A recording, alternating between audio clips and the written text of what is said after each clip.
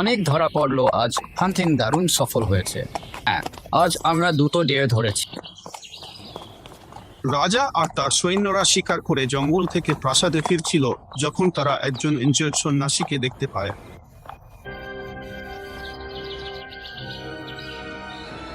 এটা কে?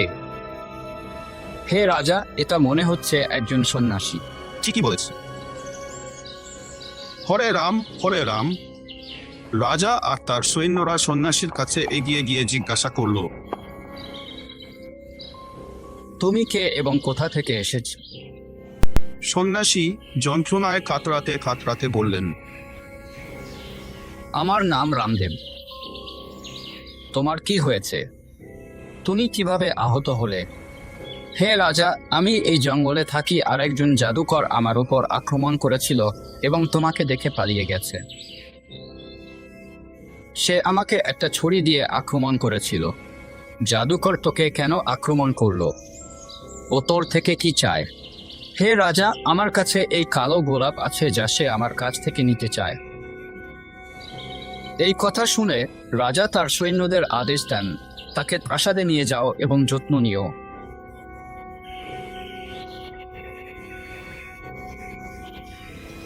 সৈন্যরা সম্মানিত সন্ন্যাসীকে একটি ঘোড়ায় তুলে নিয়ে গেল। কিছুদিন পর সম্মানিত সন্ন্যাসী সুস্থ হলেন এবং রাজার দরবারে উপস্থিত হলেন। তারা দেখতে পেল যে রাজার প্রাসাদে সবাই রাজাকে ভালোবাসে, কারণ রাজা একজন দয়ালু মানুষ ছিলেন। এটা দেখে সম্মানিত সন্ন্যাসী রাজাকে পছন্দ করলেন। তিনি রাজাকে বললেন, হে রাজা, তুমি আমার উপর অসাধারণ যত্ন নিয়েছ। ঈশ্বর তোমাকে সুরক্ষিত রাখুক। আমি তোমাকে একটা গিফট দিতে চাই। গিফটটা কি? সম্মানিত সন্ন্যাসী রাজাকে কালো গোলাপটি দিয়ে বললেন, এটাই সেই গোলাপ যেটা জাদুকর আমার কাছ থেকে নিতে চেয়েছিল। এই কালো গোলাপের এত কি বিশেষত্ব যে জাদুকর এটা চেয়েছিল? এই গোলাপের স্পেশাল পাওয়ার আছে। ராஜா கார்டனிங் খুব পছন্দ করতেন। அவர் அவருடைய தோட்டத்தில் ஒரு கருப்பு ரோஸ் நட்டாரு. அங்கே நிறைய பிளான்ட்ஸ், அழகான ஃப்ளவர்ஸ் இருந்துச்சு. திருமதி பேரரசர் ஒரு கருப்பு ரோஸ் ரிசீவ் பண்ணி அப்புறம் போனாரு. சில நாட்களுக்கு அப்புறம் ஒரு மேஜிஷியன் பேரரசர் அரண்மனைக்கு வந்தார். அவர் பேரரசரிடம் அரண்மனையில் உள்ள மக்களுக்கு மாயாஜாலம் காட்ட விரும்பினார். பேரரசர் இது வெறும் ஒரு சாதாரண மாயாவித்தக்காரர் மாயாஜாலம் காட்டி ரிவார்ட்ஸ் வாங்க வந்ததுன்னு நினைச்சார்.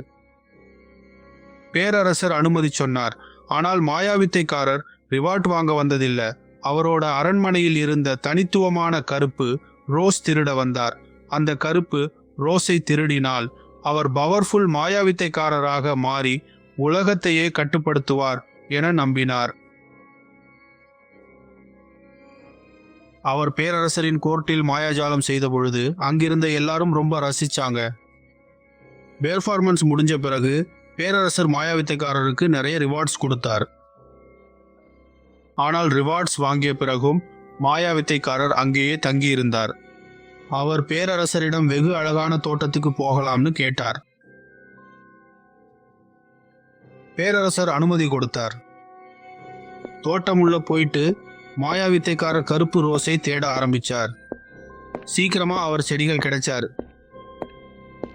ஆனா ரோஸை பிடிக்க முயற்சி பண்ணும்போது பேரரசரின் சோல்ஜர்ஸ் பிடிச்சி பேரரசர்கிட்ட கொண்டு போயிட்டாங்க.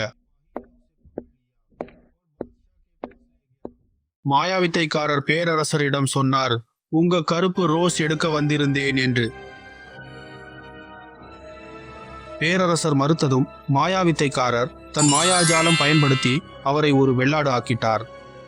கோர்ட்ல இருந்த எல்லோரும் ஷாக் ஆயிட்டாங்க. மாயாவித்தைக்காரர் திரும்பி தோட்டம் போய் கருப்பு ரோஸ் பிடிக்க போன மொமெண்ட்ல பேரரசரின் பொண்ணு அவரை நிறுத்தினாங்களும் சோல்ஜர்ஸை கூப்பிட்டாங்க. மாயாவித்தைக்காரர் பேரரசரின் பொன்னின் கையை பிடிச்சு மாயமா மறைஞ்சிடார். இது கொஞ்சம் கன்ஃபியூஷனும் கோலாகலமும் ஏற்படுத்துச்சு. பேரரசரின் மற்றும் அவர் பொண்ணுடைய கஷ்டங்களை தெரியாத குயின் மற்றும் கவலையில் இருந்த மக்களுக்கு மூவருக்கும் பயம் கலந்த கவலை. রানী অনেক বীর সৈনিক পাঠিয়েছিলেন জাদুকরকে খুঁজে বার করতে, কিন্তু সবাই ব্যর্থ হয়েছিল। অবশেষে রানী একটা বড় রিওয়ার্ডের অফার দেন, যে কেউ জাদুকরকে ধরে রাজকুমারীকে বাঁচাতে পারবে তাকে। তবু অনেকে চেষ্টা করেছে, কিন্তু কেউই সফল হয়নি। একই দেশে এক গরিব যুবক তার বৃদ্ধ মা বাবার সাথে থাকত। সে খুব কঠিন পরিশ্রম করত আর শিক্ষিত হয়ে উত্তরোত্তর সফল হতে চেয়েছিল, যাতে তার মা বাবার সম্মান বাড়াতে পারে। সে বইগুলোতে জাদুকরদের সম্পর্কে অনেক কিছু পড়েছিল, তাই সিদ্ধান্ত নিল সে রাজকুমারীকে খুঁজে বের করার জন্য যাবে। রানীর অনুমতি নিয়ে সে পাশের দেশের দিকে তার যাত্রা শুরু করল। সে যে এলাকায় জাদুকর থাকতে পারে ভেবেছিল, সেখানে গিয়েছিল।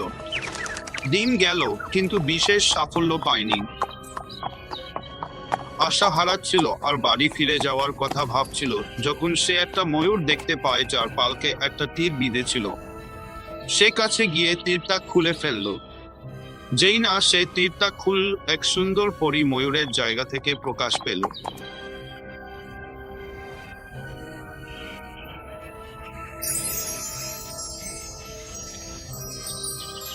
পরীটি ছেলেটির সাথে কথা বলল। একটা নিষ্ঠুর জাদুকর আমায় ময়ূরে পরিণত করেছিল। সে চেয়েছিল আমি রাজার প্রাসাদ থেকে একটা কালো গোলাপ আনি, কিন্তু আমি রাজি হইনি, তাই সে আমাকে ময়ূর বানিয়ে দিল। আমাকে আবার পরী বানানোর জন্য ধন্যবাদ। ছেলেটা পরীর সাথে কথা বলল। তুমি কি আমাকে জাদুকরের বাড়ির পথ দেখাতে পারবে? কারণ আমি আমাদের দেশের রাজকুমারীকে জাদুকরের নিয়ন্ত্রণ থেকে মুক্ত করতে চাই। পরীটি ওকে সাবধান করল যে জাদুকরের কাছে পৌঁছানো খুবই কঠিন হবে, কিন্তু আমি অবশ্যই তোমার সাহায্য করব। তাই ছেলেটি পরীর দেওয়া দিক নির্দেশ মেনে তার ঘোড়া চড়ে চলল। সে নদীর পাশ দিয়ে চলছিল, যখন দূরে একটি সেতু দেখতে পেল যা পরী উল্লেখ করেছিল।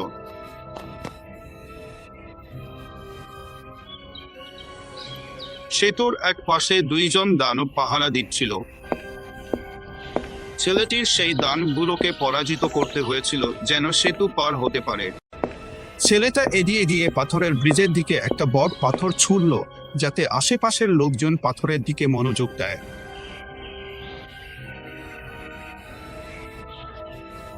সে সময় ছেলেটা তার তলোয়ার ঘোরালো আর প্রথম সবুজ ওগারের ঘাট কেটে ফেলে তাকে মুহূর্তে হত্যা করে। তারপর পেছন থেকে দ্বিতীয় দৈত্যের ঘাট কেটে তাকেও মেরে ফেলে।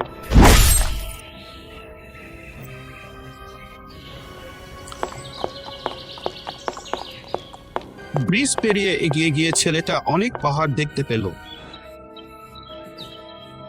ছেলেটা ডান দিকে সবচেয়ে বড় পাহাড়টা লক্ষ্য করল। ফেরির নির্দেশ মতো তাকে ওই পাহাড়ে যেতে হবে, কিন্তু সে জাদুকরের তৈরি করা ইঁদুরগুলোকে এড়িয়ে চলে। ছেলেটার শরীরের কোনো অংশ যদি ইঁদুরগুলোর সাথে ছোঁয়, ও মুহূর্তে মারা যেত। দ্রুত সিদ্ধান্ত নিয়ে সে পকেট থেকে কিছু বিস্কুট বের করে ইঁদুরগুলির দিকে ছুঁড়ে দিল। ইঁদুরগুলি বিস্কুট খেয়ে তারপর মরে গেল। ছেলেটা সহজেই পাহাড়টা বেয়ে উঠল আর অন্য দিক দিয়ে নেমে এলো। পাহাড়ের অপর পাশে সে একটা ফাঁকা কিন্তু হরেক ঝোপঝাড়ে মজার একটা মাঠ দেখতে পেল। তারপর সে ফেরির বলা মতো ঝোপের মধ্যে চিহ্নিত ক্রস খুঁজতে তলোয়ার দিয়ে খুঁজতে লাগলো। শীঘ্রই সে চিহ্নটা খুঁজে পেল। সে চিহ্নিত স্থানে একটু খুঁড়ে একটা বোতল কাজল পেল। সে তার চোখে একটু কাজল লাগালো। মাথা উপরে তুলে দেখলো যে মাঠের জায়গায় একটা বড় বাড়ি দেখা যাচ্ছে, সাথে বিশাল এক দরজা। ছেলেটা বুঝতে পারলো যে এটা হয়তো জাদুকরের বাড়ি। সে দরজা দিয়ে বাড়িতে ঢুকে একটা ঘরে এসে দেখতে পেল এক মেয়ে দুঃখিত মুখে বসে আছে। সে বুঝতে পারলো যে সে এই রাজ্যের রাজকন্যা।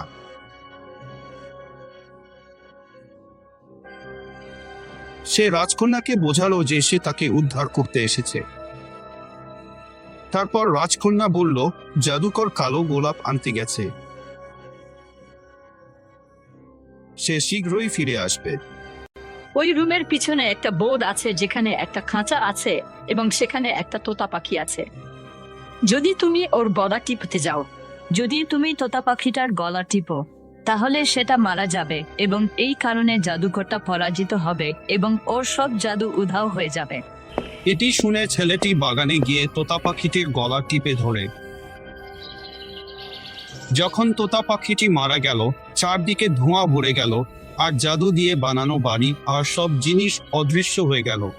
তারপর ছেলেটি আর রাজকন্যাটি নিজেদেরকে এক জনবিরল স্থানে আবিষ্কার করল এবং তারা বুঝতে পারেনি যে তারা কোথায় আছে এবং তুমি তোমাদের দেশে কিভাবে ফিরবে সেটা কি ভাবছো। হঠাৎ একজন দয়ালু পরী প্রকাশিত হল। পরীটি ছেলেটি আর রাজকন্যাকে তার সাথে একটি গালিচায় বসতে বলল এবং বলল, চোখ বন্ধ কর। কিছুক্ষণ পর সে বলল, চোখ খুলে দেখ যে তুমি তোমাদের নিজেদের প্রাসাদে ফিরে এসেছ। দুজনেই রাজাকে দেখল এবং তিনি তার স্বাভাবিক রূপে ফিরে এসেছেন। তারা দুজনেই খুব খুশি হলো। রাজা আর রানীও তাদেরকে দেখে খুব খুশি অনুভব করলো। প্রতিশ্রুতি অনুযায়ী রানী ছেলেটিকে একটি বর পুরস্কার দিল এবং ধন্যবাদ জানালো এবং রাজা তার পড়াশোনার জন্য সাহায্যের প্রতিশ্রুতি দিল। সুতরাং ছেলেটির সাহসের জন্য নিষ্ঠুর জাদুকরটি পরাজিত হল এবং সবাই আনন্দের সাথে জীবন যাপন করতে লাগলো। সত্যি, সাহস থাকলে বর্বর কাজগুলো সহজ হয়ে যায়।